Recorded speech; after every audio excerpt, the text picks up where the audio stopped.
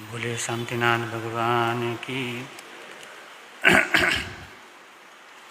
अपने अंतःकरण को पवित्र भावों से भावित करते हुए तमसो माँ ज्योतिर्गमय, असतो माँ सद्गमय, मृत्युर्मा अमृतम गमय की शुभ भावना के साथ श्रुत देवी, ज्ञान की देवी माँ शारदा का स्मरण करते हैं। प्रेम से बोलेंगे, हे शारदे माँ, हे शारदे माँ, हे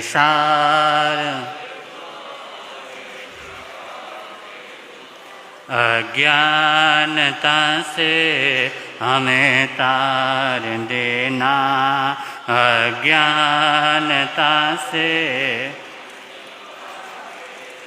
ऋषियों ने समझी है, मुनियों ने जानी, ऋषियों ने समझी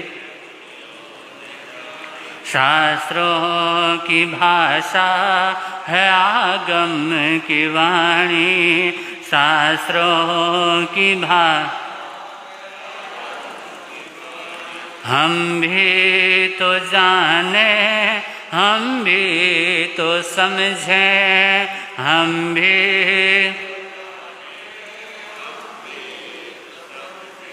विद्या का फल तो हमें माता देना, विद्या का फल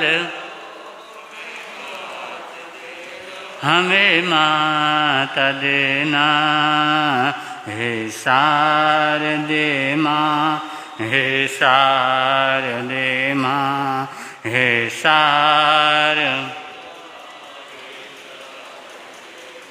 अज्ञानता से हमें तार देना, अज्ञान हृदय के कमल पर पधारो हे माता, हृदय के कमल पर पधारो, आकंठ मेरे विराजो हे माता, आकंठ मेरे विराजो। नमन हो, नमन हो, नमन हो हमारा, नमन हो समर्पित है हम सब, तू देना सहारा, समर्पित है हम, तू देना सहारा। हे शारदे माँ, हे शारदे माँ, हे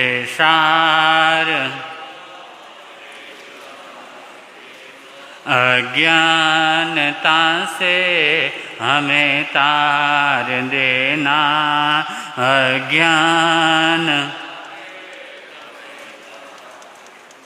वंदन करूं अरिहंत को, सिद्धन करूं प्रणाम, आचार्य उपाध्याय का लें सुखकारी नाम। सर्व साधु सरस्वती दया धर्म सुख का, महावीर भगवान को वंदन बारंबार। नमन करूं गुरुदेव जी, नमन करूं सब संत, नमन करूं शुद्ध धर्म को है उपकार अनंत। उपस्थित धर्म प्रेमी सज्जनों, ममताशील माताओं बहनों, चतुर्मास कल्प का पावन प्रसंग है और इसमें आप सब निरंतर प्रभु महावीर की पवित्र देशना का रसपान कर रहे हैं। उसी श्रृंखला के अंतर्गत हमारी बात चल रही है श्रीमद् नंदी सूत्र के संबंध में। नंदी सूत्र में संग की स्तुति के अंतर्गत आचार्य देववाचक संग को विविध उपमाओं से उपमित करते हैं और उपमा से उपमित करते हुए ये इशारा भी करते हैं कि संग के अंतर्गत सम्मिलित हो जाना इतना आसान क्या है, नहीं। जो सम्यक तो धारी है वही व्यक्ति संग में क्या होता है, सम्मिलित होता है।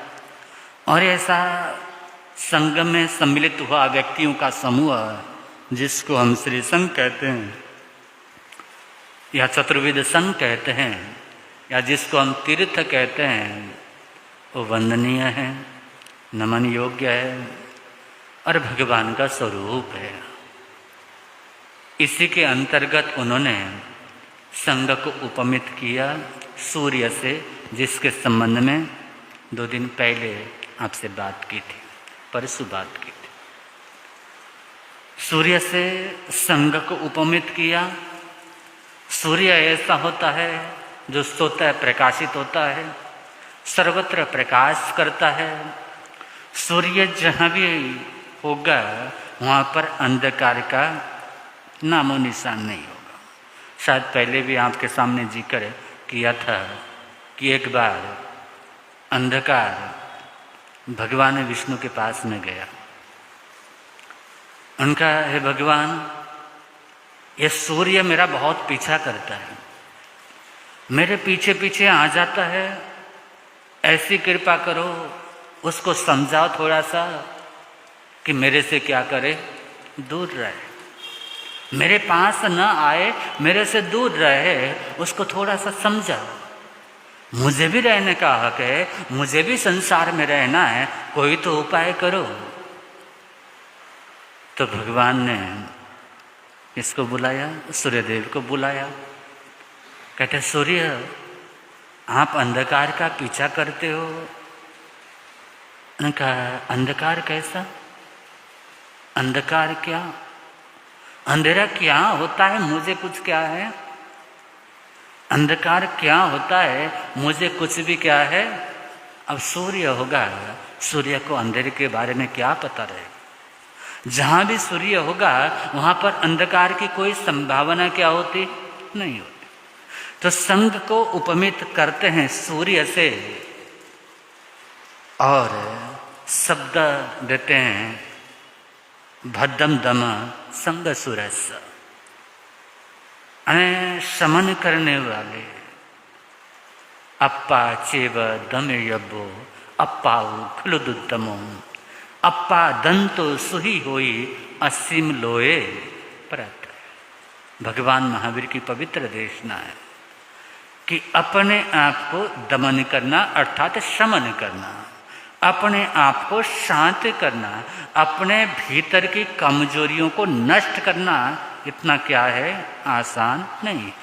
जब हमारे अंदर सम्यक्त रूपी सूर्य का उद्भव हो जाता है, ज्ञान का प्रकाश जब जागता है, तो विकार जो होते हैं ना, वो स्वतः क्या बन जाते हैं, कमजोर बन जाते हैं। और जैसे विकार कमजोर बन जाते हैं, किसी ऐसे दिव्य पुरुष के, किसी श्री संघ के व्यक्ति से संपर्क हो जाने के माध्यम से विकार कमजोर हो जाते हैं या नष्ट हो जाते हैं, वैसे ही सम्यक्त्व का उद्भव होता है।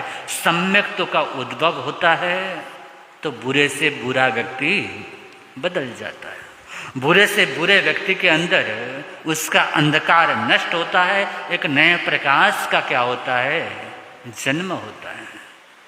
इसलिए संग को सूर्य की उपमा दी गई है। राजा बिंबिसार बड़े परेशान थे जब गौतम बुद्ध के पास में गए और उन्होंने वंदन किया, नमन किया भगवान गौतम बुद्ध को।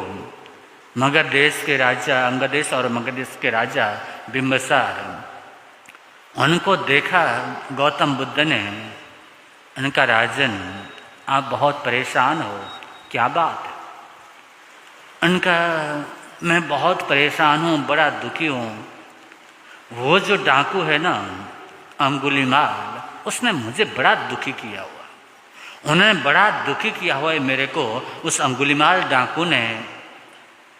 तो आप क्या करो समझ में नहीं आता, आप कुछ कृपा कीजिए, कुछ आशीर्वाद ऐसा दीजिए कि वो पकड़ में आ जाए और उसको जेल में क्या कर दूं, डाल दूं या उसको दंडित कर दूं। भगवान बुद्ध मुस्कुराए, वो कहते हैं राजन, यदि वो अंगुलीमाल डाकू कदाचित ऐसा हो जाए, कदाचित ऐसी बात हो जाए, वो हिंसा का रास्ता क्या कर दे, छोड़ दे, हिंसा का रास्ता छोड़ करके अहिंसा के पथ में चले, असत्य का रास्ता छोड़ करके सत्य के पथ में चले, ये चोरी डाका डालने का काम छोड़ करके ईमानदारी से काम करके रहने का संकल्प करे, तो तुम क्या करोगे। उनका भगवान, कुत्ते की पूंछ को 12 साल तक सीधी करो फिर भी क्या होता, सीधी नहीं होती। ऐसे व्यक्ति होते हैं जिनको कितना ही समझाओ, कितना ही बताओ, उसमें कोई बदलाव नहीं आता, कोई परिवर्तन नहीं आता। उदाहरण है ना शास्त्रों में काल सुग्रीव कसाई का। काल सुग्रीव कसाई को बदलने का कितना प्रयास किया, राजा श्रेणिक ने इतना प्रयास किया कि कम से कम एक दिन तो वो हिंसा करना क्या कर दे, छोड़ दे।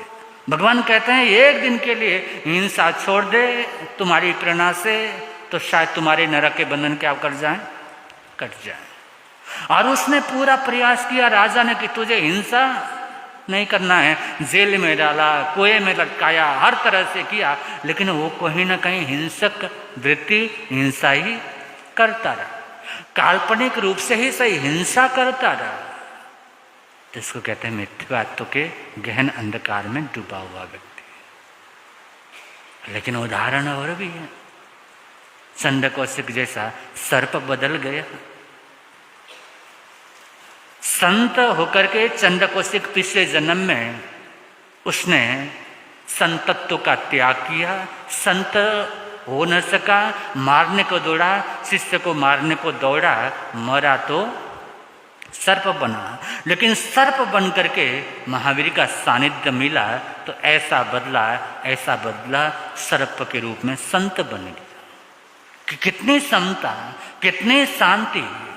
इसलिए प्रभु कहते हैं ना, जे समयम चरंती तेसु हम लवंती। जो समता में विचरण करता है, अपने भीतर विचरण करता है ना, वो सुख को प्राप्त करता है। और अपने भीतर को बदल डालना, अपने आप को पवित्र कर लेना है, यही अपा चेव दमे यब्बो अपाओ खलु दुग्धम। अपने आप को बदलना, अपने आप को शांत करना, अपने आप को समझाना, ये बड़ा दुष्कर कार्य है, लेकिन वही कार्य सर्वोत्तम कार्य भी है। अपा धंत सुयोई, जो अपने आप को दमन कर लेता है या अपने आप को शांत कर लेता है, अपने आप को पवित्र कर लेता है, वो परम सुख को प्राप्त करता है। इस लोक में भी सुख को प्राप्त करता है और परलोक में भी सुख को प्राप्त करता है। कहाँ तो चंड कौशिक और कहाँ अपने शरीर को, जिस एक तरफ तो उसकी नजरों में इतना जहर था, आसमान में उड़ता हुआ पक्षी उसको क्या करता था, जला करके गिराता था। दूसरी तरफ उसमें इतनी समता आई, अपने नजरों में जहर है, इस बात के कारण से अपने सिर को बील के अंदर डाला, बाकी शरीर को बाहर छोड़ दिया। लोग दौड़े, ने हिंसा का त्याग कर दिया है, उसका पूजन करना आरंभ किया। लोग उसकी पूजा करते हैं, कोई मिठाई चढ़ाता है, कोई लड्डू चढ़ाता है, कोई फूल चढ़ाता है। कहते हैं नाग पंचमी आने वाली है, तो नाग पंचमी का त्यौहार है ना, उसी से भगवान महावीर और चंड कौशिक के साथ में उसका संबंध है। और ये बात जस्ती भी है, ये बात कथानक के आधार पर सत्य प्रतिष्ठित होती है कि ऐसा भयानक सर्प उसको बदला। उसके बाद में उन लोगों ने पूजन अर्चन किया, उसके कारण से हर वर्ष मनाने लगे। तो बुद्ध कहते हैं राजन, यदि वो अंगुलीमाल डाकू ये संकल्प करे कि मैं कभी हिंसा क्या करूँगा? नहीं करूँ। मैं कभी चौर्य कर्म नहीं करूँगा, ईमानदारी के साथ में जीवन को व्यतीत करूँगा। तो तुम क्या करोगे? उनका भगवान आप भी कैसी बात करते हैं? कुत्ते की पूंछ कभी सीधी हुई है? और ऐसा आदमी कोई बदल सकता है? इतना क्रूर आदमी जो लोगों को मार करके उनकी अंगुलियों को काट करके माला बना करके पहनता हो, वो क्रूर आदमी बदल जाए, ऐसा कोई संभव है? उनका सोचो, सोचने में क्या जाता है? कल्पना करो, कल्पना करने में तो कुछ नहीं जाता ना, सोचने में तो कुछ नहीं जाता है। तुम एक बार सोच तो लो कि अगर वो ऐसा करे तो तुम क्या करोगे? तो कहते हैं भगवान अगर ऐसा संकल्प करे तो मैं उसके पिछले सारे अपराध क्या कर दूंगा? क्षमा कर दूंगा। उसके सारे अपराध क्षमा कर दूंगा, उसको शांति से जीवन जीने दूंगा, उसको किसी प्रकार का दंड क्या दूंगा? नहीं दूंगा। दंड देने का उद्देश्य यही है कि आदमी क्या कर जाए? बदल जाए। अगर वास्तव में ऐसा बदले तब तो क्या कहना, फिर दंड देने की क्या आवश्यकता है?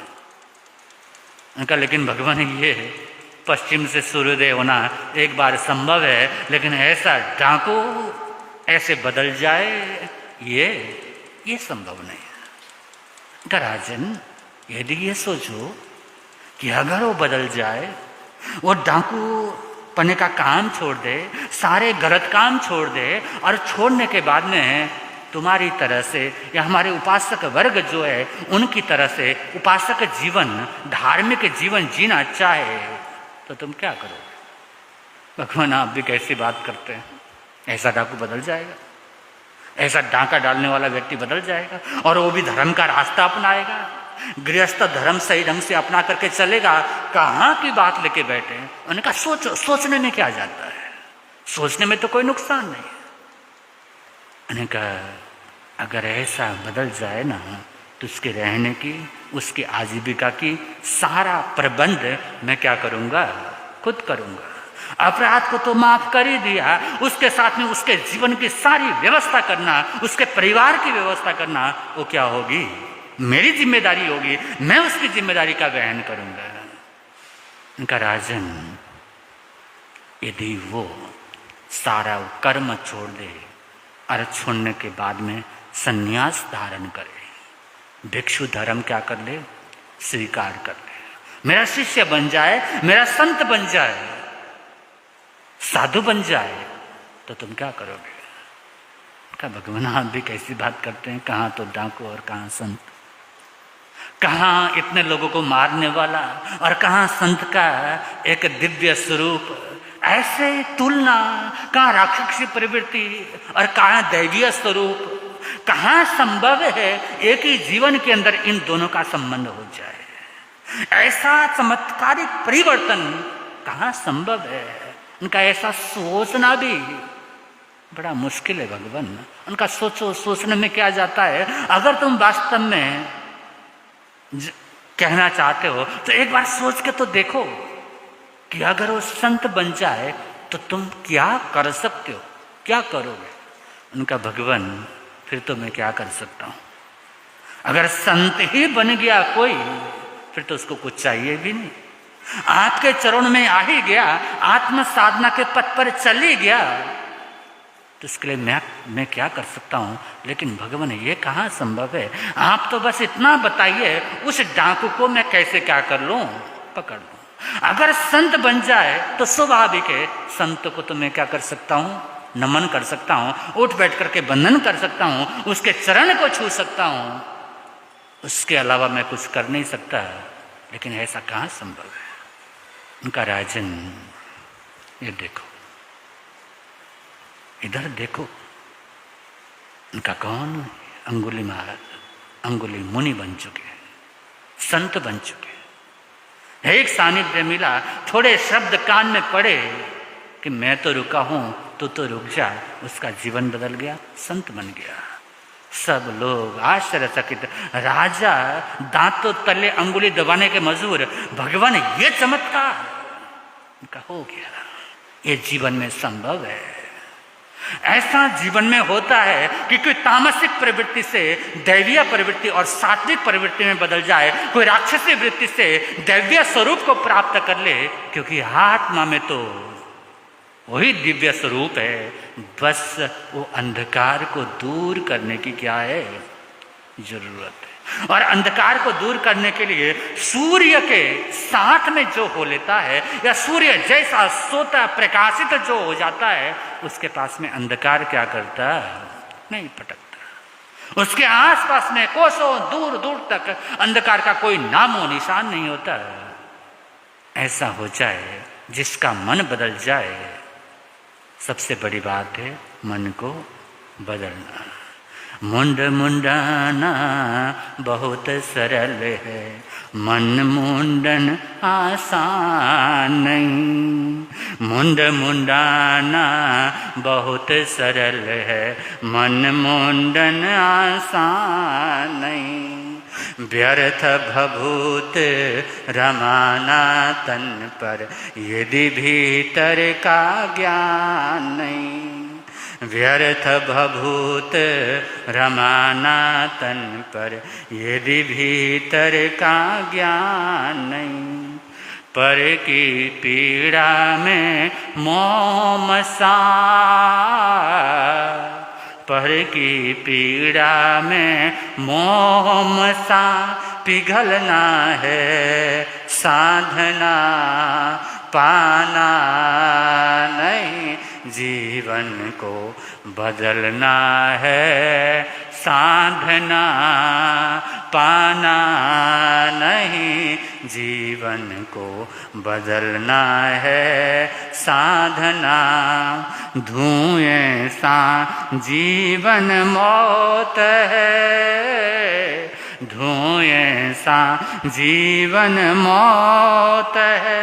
जलना है साधना, पाना नहीं जीवन को बदलना है साधना। मंदिर में हम बहुत गए पर मन यह मंदिर नहीं बना। मंदिर में हम बहुत गए पर मन यह मंदिर नहीं बना। व्यर्थ शिवालय में जाना जो मन शिव सुंदर नहीं बना। व्यर्थ शिवालय में जाना जो मन शिव सुंदर नहीं बना। पल पल समता में इस मन का, पल पल समता में इस मन का चलना है साधना, पाना नहीं जीवन को बदलना है साधना। तो संग ऐसे उद्दीप्त ज्ञान से भरा हुआ अनेक व्यक्तियों का समूह, उसको संग कहते हैं। और संग ऐसे सूर्य के समान है जिसके आसपास विकारों का या अज्ञान का कोई अंधकार क्या करता, टिक नहीं सकता, उसके आसपास अंधकार रह नहीं सकता है। तो हमारा जीवन भी उसी पथ की ओर आगे से आगे अग्रसर हो। इन्हीं शुभकामनाओं के साथ में अपने वक्तव्य को विराम देता हूँ। बोले भगवान महावीर।